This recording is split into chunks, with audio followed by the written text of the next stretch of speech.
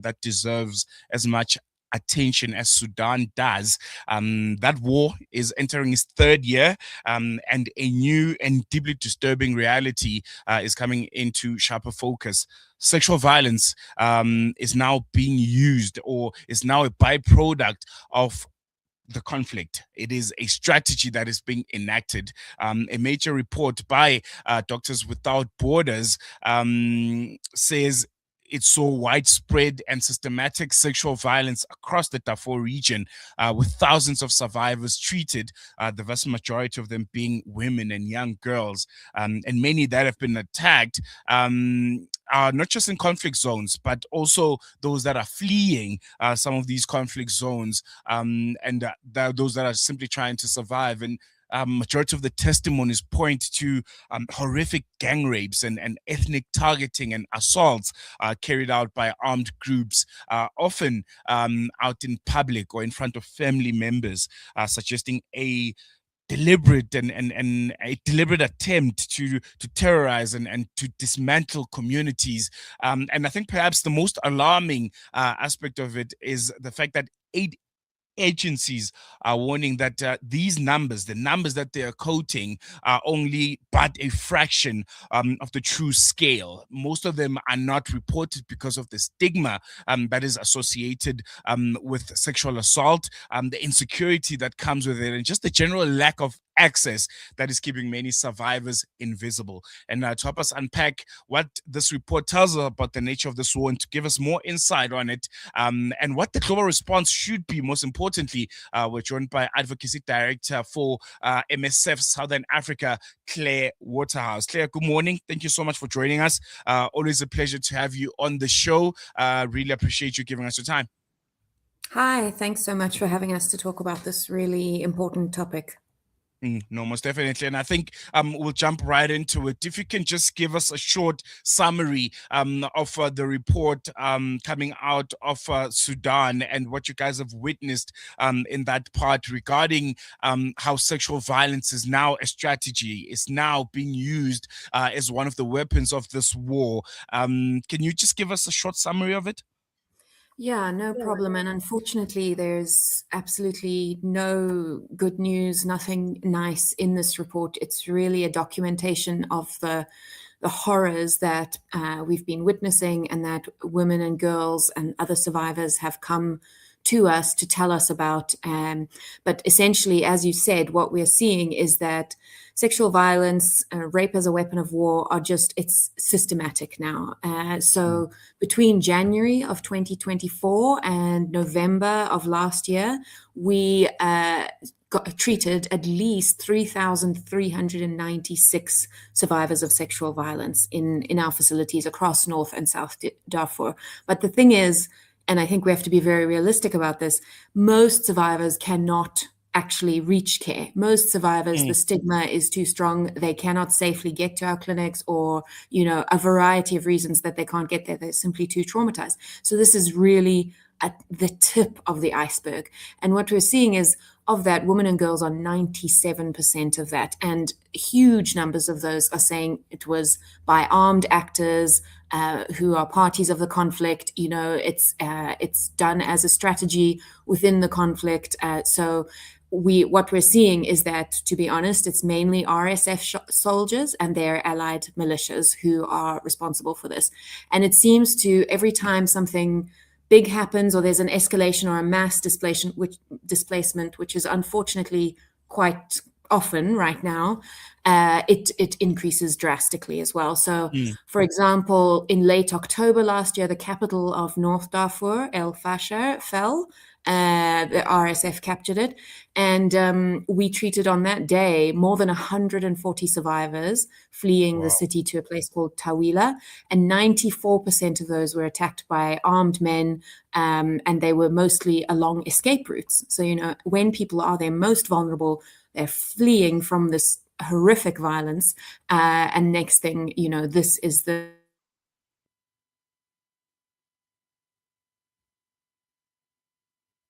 We seem to have lost Claire a bit there, but I think she's painting quite a bleak picture regarding this discovery that they've made regarding how sexual violence in Darfur is essentially systematically and perversively being used as a weapon, with more than 90%, 97% of women and young girls suggesting that they fell victim to this. And I think what's really concerning for me, I got to skim a bit at the report, is the fact that it suggests that many of these attacks happen during displacement. So it's when these victims essentially are on the roads. They are in the fields while they're collecting water. And I think it indicates something that's very, very concerning. The fact that sexual violence in this nature is being used to control movement, is being used to depopulate areas rather than to just terrorize, which is also a factor. And another factor of it, I think one thing that jumped at me when it comes to the modus operandi of it, is how it is done in front of family members. So it's done in front of young children. Women are being raped in front of their husbands, in front of their children, and it's a very, very sad state of affairs. And I think it puts into perspective just how bad the humanitarian crisis out in Sudan has become. And I think organizations like the MSF, organizations like the United Nations, have been warning for a very, very long time that what we're seeing unfolding in Sudan is fast becoming the biggest and largest humanitarian crisis on the African continent. And I think what's worrying for me is the fact that this is not getting as much attention as it deserves. Claire, before we lost you there, you were still unpacking for us and summarizing the report and some of the key findings that it has made. You can continue. I'm so sorry. I didn't No realize worries. I had disconnected there. But yeah, no, the findings are truly, truly horrific. And that's why we felt the need to publicize this now. You know, we speak out when things are really serious. I'm not sure how far you heard, but I was also saying one of the most concerning things that we found is that 1 in 5 of the survivors who managed to reach us for treatment, and again, that's just very few of who actually manages, is under 18. And we've sadly, very sadly, treated 41 children who are younger than 5 who have survived attacks like this. So it's really a truly horrific and part of a pattern of systematic abuse, almost always with armed men who are responsible, allied with the RSF and their militia. And that's why we are trying to call this out now and to speak very loudly about it, because there needs to be accountability and the international community needs to step up. No, most definitely. And I think you mentioned something quite important, the fact that the report suggests that many of these attacks happen during displacement, on the roads, in fields, while people are trying to collect food and water. Does this indicate that the sexual violence is essentially being used to control the movement of people, to try and maybe depopulate some of the areas, rather than just terrorize? Or it could be a combination of all three. Yeah, I think it's just so widespread at this point. It's become a part of daily life. Like you said, nowhere is safe. Nowhere is safe. We get cases of women and girls who they've gone to the market to try to get some little bit of food. They've gone to the farm, the family farm where they grow crops, to harvest some of their crops, collecting firewood, all of these just completely, it's not just at moments of crisis, it's across the lived experience of these people, and that is really disturbing, because it means that nowhere is safe. These displacement camps are very overcrowded. There's no real security there for women and girls.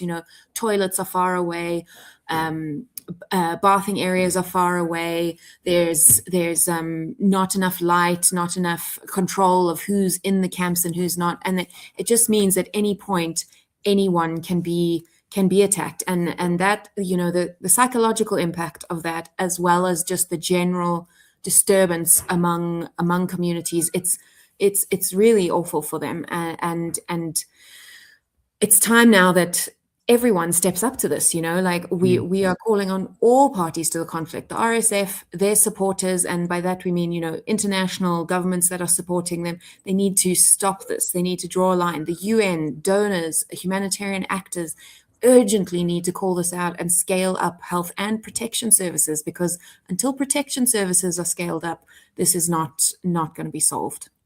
mm, mm, mm. I got to look at the report, just skimmed through it a bit, and there's Mm. almost a strong indication that there could be ethnic targeting that could be at play here, because the patterns, when you look at them, the attacks or the violence is not necessarily against those that are quote unquote Arab. Is there Mm. an ethnic targeting that we're seeing happening here? Something that could be akin to what we've seen in Sudan before. I think it was in the early 2000s. Are we witnessing that, a repetition of history with impunity intact? Yeah, unfortunately. So, yes, we are seeing several patterns within this, and I've spoken to some of them. It's at moments of escalation and displacement. It's extremely brutal, like really just horrifically brutal. It's not a part, it's a part of everyday life. But the fourth and possibly the most concerning pattern that we've seen is that we're seeing that some of the violence does follow ethnic lines. It Mm-hmm. appears to be that its survivors are often from non-Arab communities, and people who have come to us to tell us their stories, including groups called the Fur, the Masalit, the Zagawa. They describe being specifically targeted as a part of that, and that seems to be that sexual violence is being used to deliberately punish communities as part of these broader patterns of ethnic cleansing that we have seen. So yes, I think there are echoes here, and that is extremely concerning as well, and something that we absolutely have to draw a red line as the rest of the world. We cannot repeat. We all know the name Darfur, and we know it for negative reasons from many years ago, and to have the same thing starting to happen again cannot be accepted. Countries know what is happening. The UN knows what is happening. This is a reality now. It's time now to act. Nobody can pretend, oh, well, we weren't sure. We didn't know exactly what was Mm, happening. This report, but many others, show it is happening and we have to do something. And MSF sadly does not have enough power to do that. That power lies with the UN. It lies with governments. It especially lies with governments and donors who play a role in Sudan, who support parties in the conflict, and who need to say, absolutely not. This is unacceptable. No, most definitely. I think we can all agree on that point. Just in closing, Claire, this war in Sudan is now 3 years in. Mm. Just if you can just encapsulate it, if you can just wrap it up for our listeners on just the emergency of the situation, because Yeah. one thing I've noticed when it comes to the conversation on Sudan, it almost falls into the periphery. It's the Yeah. other. I think maybe Yeah. because it's happening on the African continent and things like this have been happening for a very, very long time, they largely go ignored. But reports have been coming out again and again that this is the largest humanitarian crisis on the African continent. And it deserves a lot of attention. But because of everything else that's happening, it almost falls into the background. Yeah, it's an absolute tragedy that there's not enough focus on this, and I mean, I'm sure the reasons are multiple and complex. Unfortunately, we're in a period of history where there's conflict everywhere. Of course, you were just speaking about the Middle East right before this. There's this Ukraine still ongoing, and of course Mm, now there's this, as well as just general geopolitical instability. We all know that story. And unfortunately, then what we do start to see is Africa is deprioritized and Black lives are deprioritized. African lives are deprioritized. It's this narrative of, oh, well, it's always been like this. Sudan has always been a problem, these kinds of things. And that is not, in this day and age where we can get information, where we know what's happening. MSF is witnessing on the ground across North and South Darfur, but also, to be honest, across the whole country, these terrible, terrible acts. The conflict as a whole it's long lasting, it is brutal, it has destroyed almost any element of normal life for the Sudanese people. The infrastructure, health infrastructure, transport, sanitation, anything like that, it's beyond destroyed, which is why, in this report, we point to survivors can't get to care. And even if they can, the referral systems of what you would typically do in a non-conflict driven country, there would be referrals for survivors of sexual violence and ways to get them help, but it's just not possible at the moment. And that applies to all elements of healthcare, unfortunately.